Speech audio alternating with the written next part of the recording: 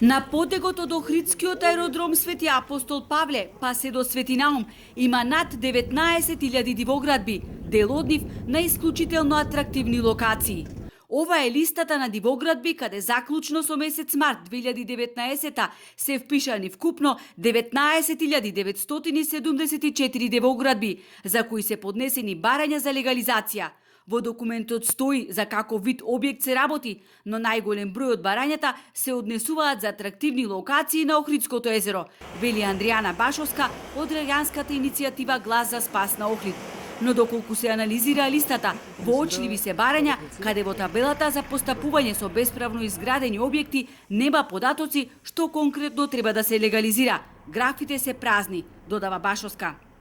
Овие легализации всушност сакаше да ги направи еден познат охридски бизнисмен и тоа преку неговите фирми. Тој преку своите фирми сакаше да има поднесено барање за минимум 20 легализации и тоа на најатрактивните места на Охридското езеро.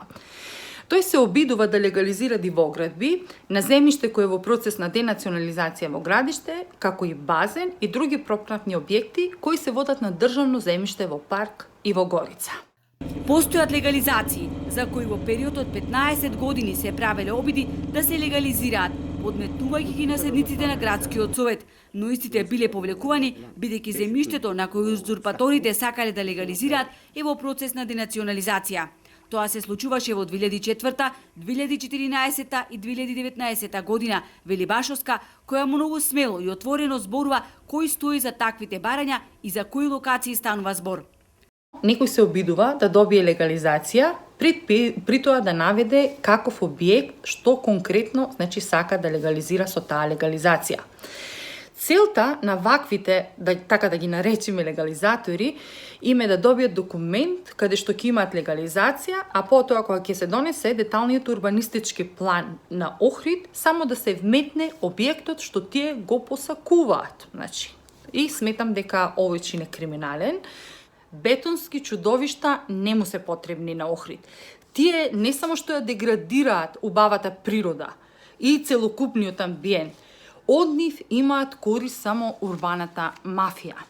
Барањата за легализација се уште стојат во документот за инвентаризација, иако требаше веднаш да бидат одбиени, бидејќи нема податоци за истите, вели Башовска.